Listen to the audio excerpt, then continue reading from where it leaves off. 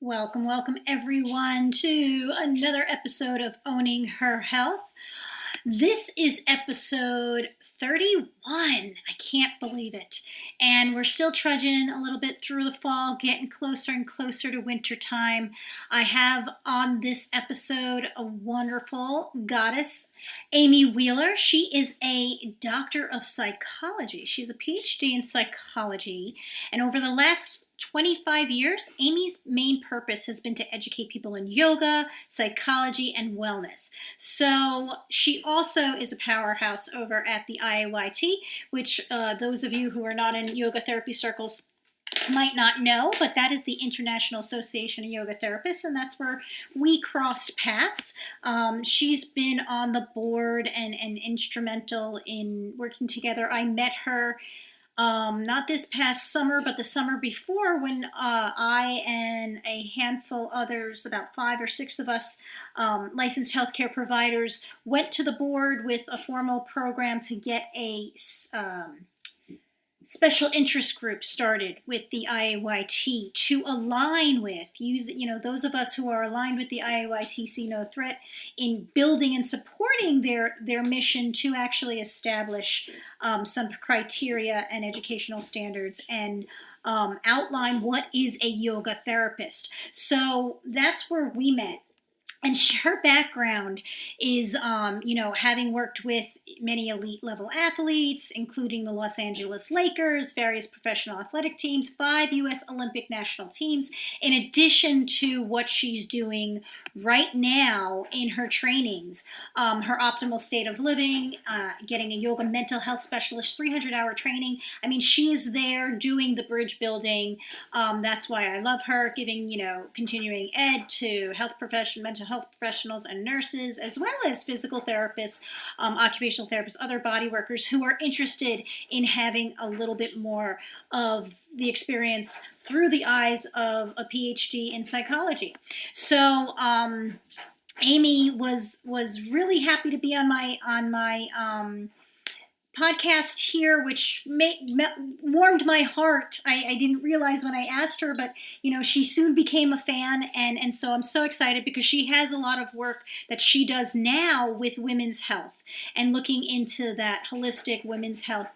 So she is a great person to listen to, and we have this wonderful conversation on this episode. How all of that ties together in our personal story and the emergence of the goddess idea, and our inner tribe of wisdoms within us, our inner gurus within us. So just so excited to have her on this episode. Please listen up, because at the end she has a nice invite for you, and this particular episode should come to you at a time when you may be getting challenged in triggers, going home for the holidays and things like that. So listen into some things that she alerts us to. All right, guys. So this episode, as always, is for you to kind of download, buckle up, put on your earphones, and listen into for another episode of Owning Her Health right now. Welcome to this episode of Owning Her Health with your host, Dr. Lisa Holland, PT. Join Lisa as she starts the conversation on what it really takes to become a healthy, wealthy, and whole CEO of your life. Listen in to real talk by real lady leaders in all walks of life as they open up on personal health stories, wealth, career, and feminine abundant living. Learn how to grow by owning your body, expanding your mind, and aligning your soul with the purpose only you can pursue in this world. Happiness begins with owning her health right now. Great. Welcome everyone to another wonderful episode of Owning Her Health. So happy that you're here with me. So grateful for my audience. I have on today a fellow goddess warrior, Amy Wheeler. Dr. Wheeler is out in California. She is a powerhouse in the International Association of Yoga Therapists, doing great work on the therapeutic bridge. I know her from the C-IAYT. and I actually recently just downloaded and doing some research on her work and looking for my work on her work on. She has some online courses with the trauma and trauma informed and also working with women. And I know she has a background in athletics and working on performance.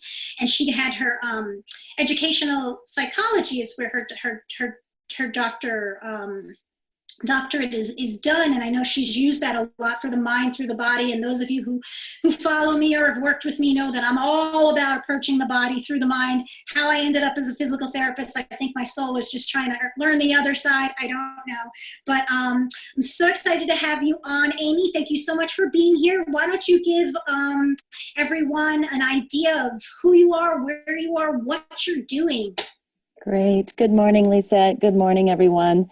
I just want to say thank you for giving me the opportunity to share my story and my passion and my inspiration with all of you, because I feel like we as women need to do this for one another. We are a tribe, and that doesn't exclude the men out there that are listening. I consider the men who are in touch with their feminine side part of our goddess tribe. But I think especially women, it's hard to juggle all the balls and to have a professional life and have a family life and hold everything up in the air all at the same time. And then, of course, we all need self-care on top of it. So I just want to start off by saying that I really appreciate this podcast. I listen to it as I'm cooking at night. I'll be making a wonderful, nourishing meal and listening to the other goddess warriors on this podcast. And it's really added a lot of richness to my life. And I feel like there's a tribe out there for me. So just want to say thanks first for inviting me and letting me be a part of this tribe. Oh, thank you. I mean, the tribe's been out there, right? I know. I just am tapping in, right? Getting in and jumping in and figuring ourselves out. And that's really what it's about. One of the things I love in kind of bringing these conversations out is those conversations with just really strong women I admire, things that they're, people that are doing things. And we're all the same. We've all sort of been these unicorns in our own little utopias we've created.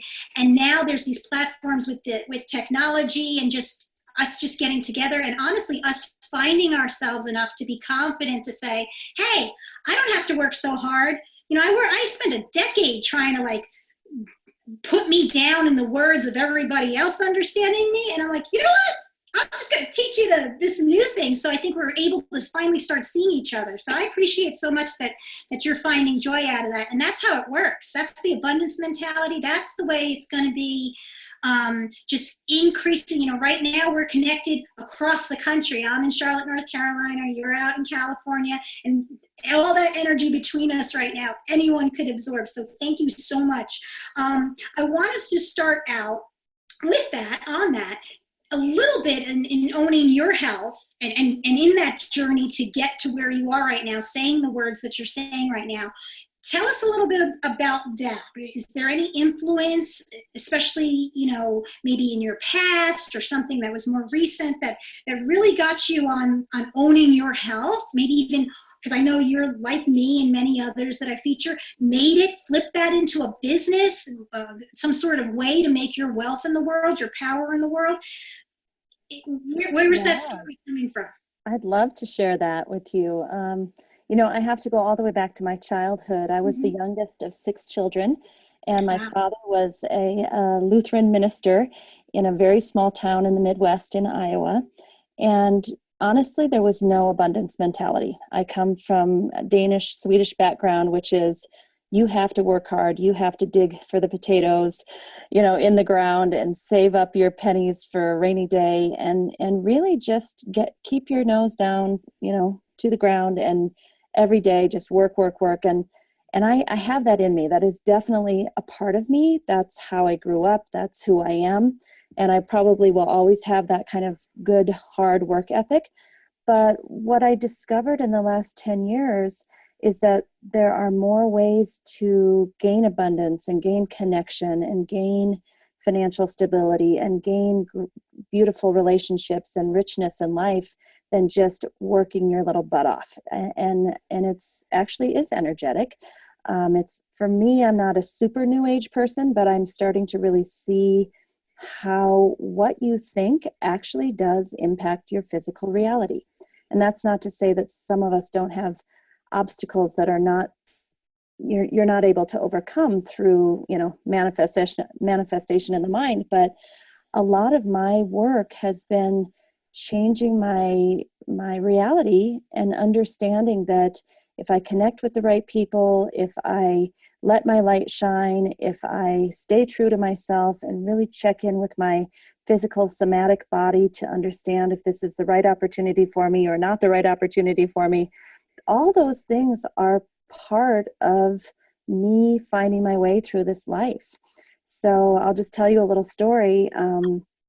I kind of had that hard work mentality all the way, you know, in not only professionally but also in relationships, and I was hoping to marry this amazing man, and we had been together. I was in my 30s. We'd been together for a few years, and I kept waiting for the ring, wondering when the ring was going to come, and it was just another year would go by, and I was beside myself. You know, I was thinking, what is going on here? He says he loves me. I love him. What's the problem? So one day I just decided, you know what? Life is running out. If we're supposed to be together, we will. But Amy's got to take care of Amy. Nobody else is going to make Amy happy. So I promptly told him that I will see you in a little bit. I'm gonna go over to India, and I'm taking a little trip by myself. And I did. I got on the airplane and I went over there. And when I was over there, of course, in India, you know, the shopping is amazing. I saw this beautiful, amazing ring. Just an amazing, amazing ring with sapphires and diamonds and gold. And I decided right there on the spot that I was going to buy that ring for myself, and I was going to marry myself. And even though I loved this man, I was going to put myself first because nobody else is going to take care of me but me. And so I bought myself the ring. I wear the ring every single day on my, not my left ring finger, but my right ring finger to remind me that I am married to myself. So I have Wow. my wedding ring on my right hand, and my husband, the man who eventually asked me to marry him, yes, we did get married, on my left hand. But I think taking charge of my life like that, I came home from India and basically told him, look, I'm sorry, but Amy's got to be happy. And I'm not that happy right now because I'm really wanting a long-term connection. And if you're not ready, that's okay. But I married myself. And Mhm. shortly after that, the ring from him came. So Wow. I guess what I'm trying to say is that we as women, we have to take care of ourselves. We can love our family. We can take care of other people. But if we're not taking care of our own health, mentally, physically, emotionally, spiritually, and if we're not putting ourselves first and filling up our own well first, number one, other people won't respect us as much. They will treat us differently. I mean, I really feel like from that moment, my husband knew I meant business, and Mhm. that, you know, it wasn't an ultimatum to him. It was more of an announcement that, hey, I'm of value, and I'm going to do what's good for me. You know, there's this wonderful quote from Halil that says, if I am not for me, who is for me? And if Mm. I am only for me, then what am I? And if Mhm. not now, when? And I love that quote because I feel like that's what we as women need to adopt. Definitely. Thank you so much. That's a lot of yummy there. That's a lot of goddess wisdom there. But I love that. I love that idea of like, get yourself the damn ring. Like, you know what I mean? Like, value yourself and promise yourself. I love that idea. That is awesome. I think every woman should teach her daughter, Yes. Yes, we should have her marry yourself neighbor, any ceremonies. woman you see out there, you know, any Everyone on this call, you're allowed to go buy yourself a beautiful, beautiful ring right now. We're giving you permission. right? Because, and you know what, that would be, and that brings up a good point, because that would be really hard for a lot of women to, you know, they might be waiting on it. It's kind of like that idea. I once had this meme I had put up, and I had put a picture of my daughter standing by a seashore, and I was like, you know, like, we're not made as princesses waiting for our thing, you know, we're the queens or whatever, something I had said to that. But it's almost that idea of like, yeah, like, can we somehow harness that feminine power and our masculine. I talk a lot about that. Like, and, being an XX is like this constant mirror. It's like figuring that out and looking at ourselves against ourselves and the women. And I love the line that, I don't know if you saw Wonder Woman, but in the Wonder Woman movie, the guy's like, so you guys don't have any men? And she's like, well, we came to the conclusion after procreation, they're not really needed. And, well, I wouldn't go that far. I do love my masculine husband. Like just in terms of anything other than like what they chose to, like for, whatever, sexual joy or, companionship. But in terms of like, because he had mentioned about like, you guys don't need a man, you have like a whole thing. And she's like, no, we're kind of feeling whole within ourselves. And then when we're whole, we can go out and find those partners. Like when you say your story, it feels like, you came and you were like, oh, by the way, this is whole Amy. Right. This is me as a whole. And if you'd like to be with me as a whole, step up.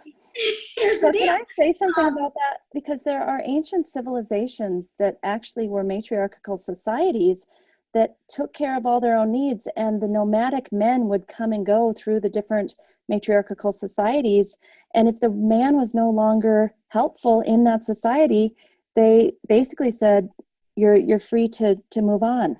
So he would stay as long as he was part of the community, empathetic, kind, caring, doing his job. And then if he was not those things, if he was a drunkard or an abuser, they basically said thank you, but no thank you. So I think that, that's from thousands of years ago that women knew that. It's so interesting because you hear those stories, right? And they overcame resistance in a much different way. It wasn't aggressive. Right. It was assertive. And there's a difference there. And I know therapeutically when I'm working with women using the yoga, a lot of times, like I'll be even using arm balances and you almost see, they can't even like push into the floor. They kind of like fall. I don't know if you know what I'm talking about. Yes. Fall into it. And it's that kind of like feeling like getting confused between aggression and assertion because there's been such a kind of that masculine take on that. Again, same coin, two sides. How to get your point across or how to get what you need, really having that voice. And it all goes with like overcoming resistance. So do you have any like pearls of wisdom that you've learned in just, when you're hitting that resistance? And I think women sometimes, I know I felt I was trained to sort of pick up that, be aggressive. And it took me a while to understand what aggression was and what assertion was and to feel comfortable in that assertive skin. I mean, I'm still working on that at 45 years old, feeling comfortable because it does come, there's a negativity. So people aren't comfortable with assertive women. And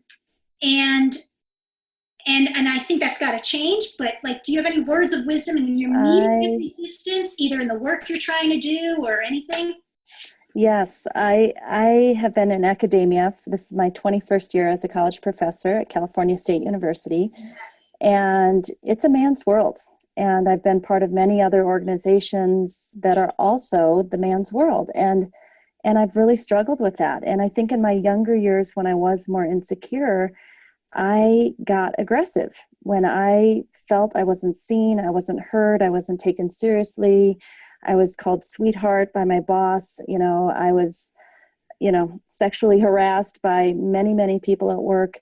I just would get so angry and really aggressive, which, that's one way to handle it. And I'm not telling people that that's not an okay way to handle it, but I personally have found that there's a path where I check in with myself somatically to determine my next move, whether that is, yes, I have to hammer down and be aggressive. This is something that needs serious attention now, and I'm going to kick some butt to make it happen.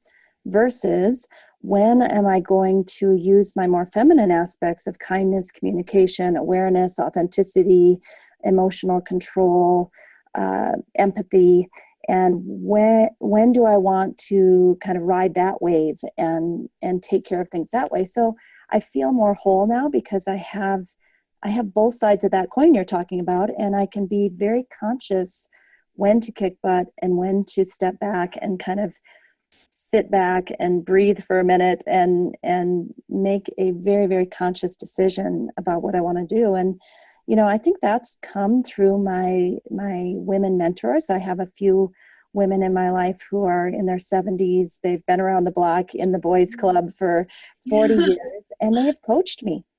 And even in the last few years, I had some very, very difficult situations where I probably would have blown the joint up, knowing me and my pitta.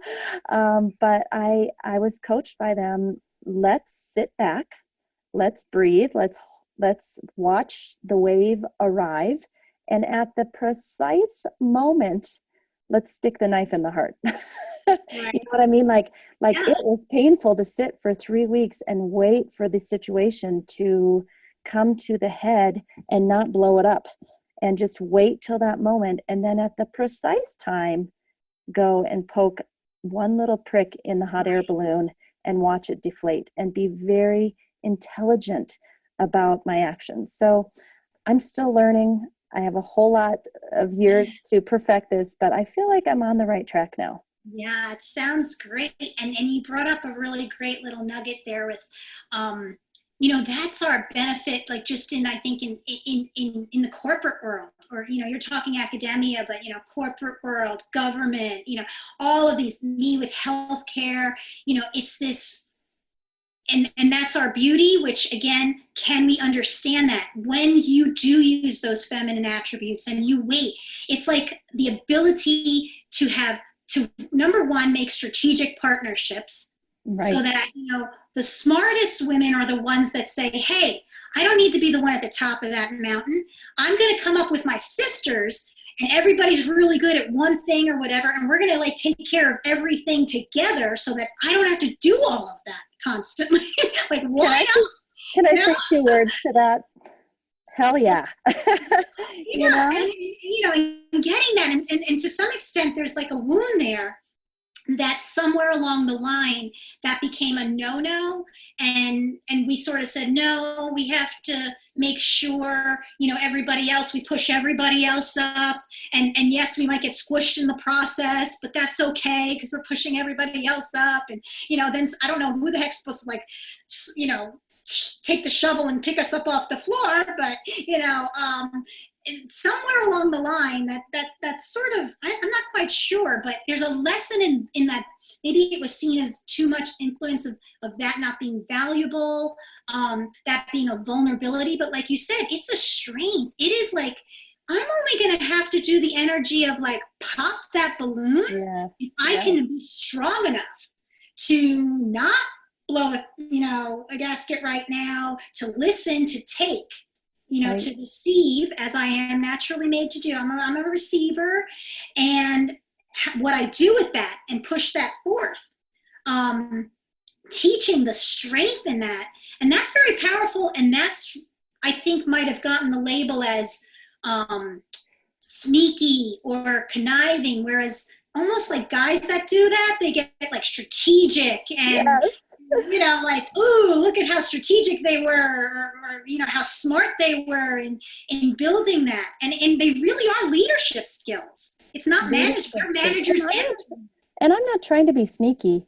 I'm trying to conserve prana, life force, and I'm trying to, like you said, be strategic and not get all emotional over, as soon as we start to get emotional, the game is over. I'm sorry to say, I wish it wasn't like that. We should be able to be authentic in the workplace with our emotions, but I've learned that just freaks people out. Right. So they're so used to kind of like, there's so many of us, there's so many levels of pain. I know in your course you talk about everybody being traumatized. I'm a firm believer of that. I mean, just living through September alone, between the natural disasters and, recently even more shooting this week. I mean, you can't not be traumatized at this point at some cellular level. Absolutely. And, understanding that and then saying, why don't I, what do I have in me? What do I have as innate strengths in me to utilize some of those things? And I think it's looked at as vulnerability or whatever, like I said, but it's actually a strength, and it's scary. Like you said, emotions are scary. They're scary for us, but we're used to it. I mean, we've got cycles, every 30 days. I can't help it, but my estrogen rise and whatever. I kind of more intuitive at a certain point. I'm kind of more sensitive at a certain point.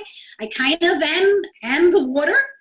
Yeah. I am the moon. I can't help it, and that's awesome. So we're sort of given that, like, here you go, baby. Here you go. Here you go. Exactly. You are a woman. Can we use it? And men don't have that. So I can understand, I want to say something that I believe. I believe, the gunas, if you look at yoga and Sankhya mhm. philosophy, the gunas are present in the seasons, in the day and the night, in a woman's menstrual cycle. And I think that men are not absent from that cycle. I actually think men do have a 30-day guna cycle, just like a woman. But I think because they don't actually bleed, they're unaware of that cycle. Good And I point. think that their hormones do rise and fall, but there's no outward expression of that. So they aren't as in touch with it as, say, we are. So, I mean, I just wanted to add that in. They do have it. I almost see it as, I always tell my husband, I'm like, it's like that time of the year. I almost see it like they maybe go in seasons, not necessarily 30, Ah, but like a okay. 90-day cycle. I find like that too. Like I definitely see that. We're there. I mean, we're all in the cycles. We're Yes. all connected. We're made of the gunas. It just, So, again, it kind of is easy. And thank goodness we were given that hint, because we've got the kids to distract us. We've got the community making there. There's work in that as well. What have you learned, maybe from, I speak a lot about these inner energies, even with this, I see it as almost like a holy trinity within us, with that maiden fire and that mothering love and that matriarch wisdom. What do you hear from the matriarch in terms of learning from her, the wise one? Maybe even you in the future. What are you hearing from her? What are you getting hints of and planting? I've got two women that I think of. That's who I want to be when I'm 70. One of Mm, them is Jane Goodall, the mm, woman who works with the apes her yeah. whole life. And I just, anytime I see anything about Jane Goodall, I'm all over it. That woman to me is the epitome of where I want to go in this life. And so I've never met Jane Goodall, but maybe someday, who knows? But one that's more, in my life in a tangible way is Eleanor Criswell, who Mm, is the creator of somatics, and somatic yoga therapy. And so I look to her. I work with her quite often, and I look to her and watch her, and I watch how she approaches things, and I watch how she truly doesn't have an ego, and I watch how hard she works and for humanity, and yet still does self-care till 10 o'clock in the morning. And I just observe her, right? And so there's many things I've learned from her. The one that I just talked to you about, watching the wave and being part of the wave and not swimming against the wave. That's been a huge one she's taught me. But another thing that I've been learning from the older women that I look to is that as a matriarchal woman, as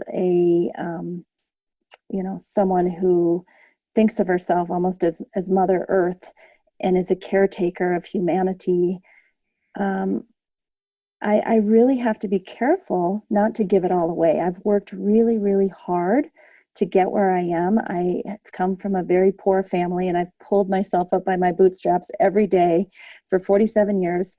And what I tend to do is just take all that I've earned, my relationships, my finances, my love, my kindness, and just throw it out to anybody who asks and get taken advantage of. And what I've been realizing in the last 2 years is I'm done with that I have to conserve my energy, my prana, my love, my life force, my relationships for the right opportunities with the right people who actually view the world like I do and want to use it to serve humanity, not just take it and use me for selfish reasons to promote themselves. And right. so that's a big lesson that I'm learning, that I will not sustain as a crone into my 70s, 80s, and 90s if I just keep throwing everything out there for people who honestly don't really care about me. And not that I've been taken advantage of terribly or anything. It's not like that, but it's more that as opportunities come my way, I need to really look at the purpose of that person or organization and mine, and do they fit together, and do we have the same outlook, and walk in slowly with a one step at a time approach, kind of checking in again somatically to determine if this is a right opportunity for me, and then really listening to that inner wisdom and having the courage to back out. I've had a few times in the last few years that we got almost to a point of signing a deal, and somatically it didn't feel good in me. And I called up the next day and called it off. And I'm sure I made them so upset. But my inner intuition knows what's right for me. And if I don't listen to that, what kind of warrior goddess am I? It takes a lot of courage to back out of a deal that you've been working on for months. But you have to do it. It's not failure. Like we always kind of think like, oh, like we're failing them. But you got to say, well, if I had to choose one, I'm going to not fail me. And, that understanding, maybe you're course correcting. Like it's never too late to course correct. Like, oh my God, if we could just out of this session, just preach that. Absolutely. It is never too late to course correct. Because like what good is getting wisdom? I work with women all the time. They're off to this retreat. They're off to that retreat. They have so much pain. And when we say somatics, for people who might not understand that, it's like in the body, feeling in the body, sort of that sense of tension, or where it's sitting, or that makes people really sick. I mean, you physically will, there's a whole thought process of disease manifesting from that dis-ease in our body, in the physical state. And then, then they'll come with all this pain, and it's like, well, you've been going for 12 years to these conferences and these things. Maybe it's working. Like maybe you're seeing, and maybe your relationship isn't so great, or maybe that job is sucking you dry, or maybe you've been right all along. Those friends have been pulling you down. Yeah, and I just I want to add to that in my younger years, probably until about age 35 to 37, there was always an external reference. What image am I promoting?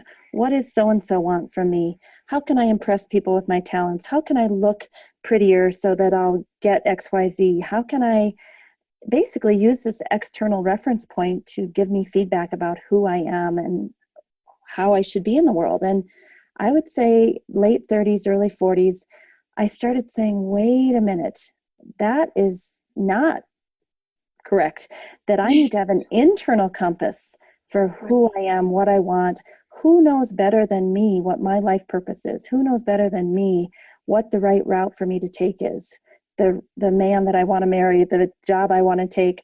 And again, it comes back to, does my body feel relaxed? Does my body feel at peace? Does my stomach feel at peace, or do I have an upset stomach? Are my shoulders up to my ears, or am I able to take a nice, slow, deep breath and feel good in my skin? And if that's happening, that's the direction I need to go. If I don't feel that, this internal compass as opposed to the external reference, if I don't feel that, I'm not going forward.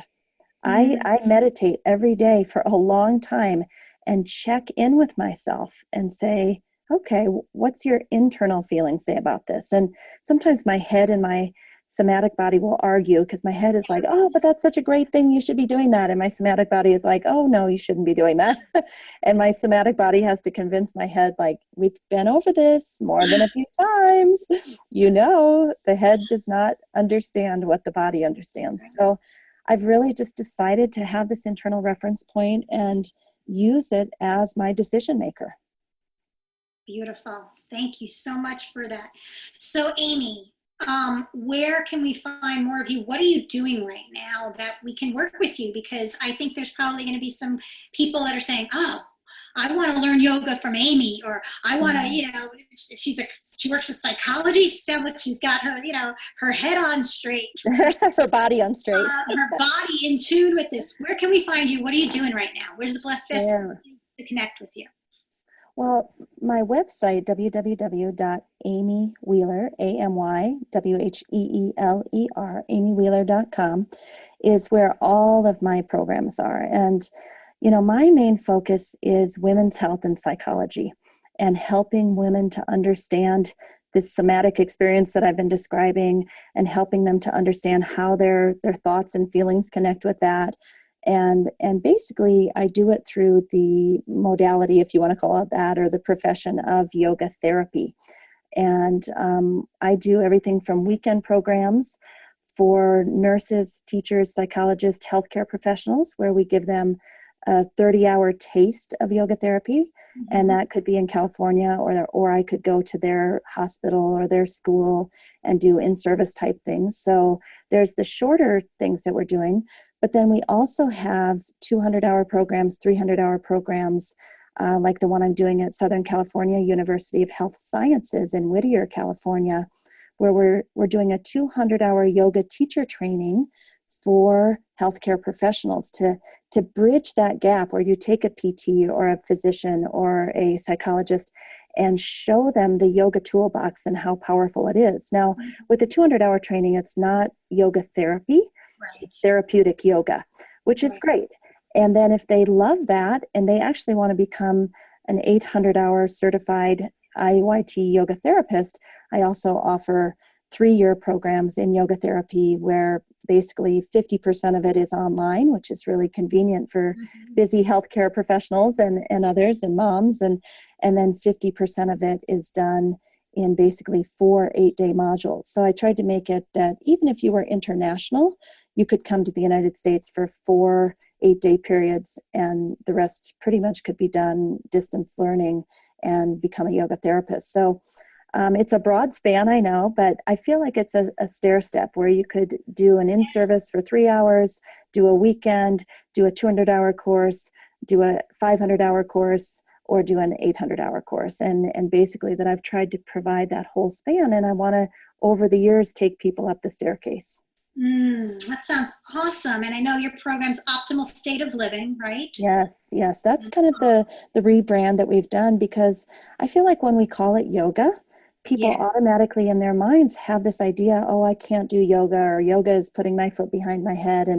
And to me, yoga is psychological, mental, emotional, spiritual, lifestyle medicine, does include some postures, breathing techniques, and meditation, of course. But for me, the optimal state of living more accurately describes what I do, which I call lifestyle medicine.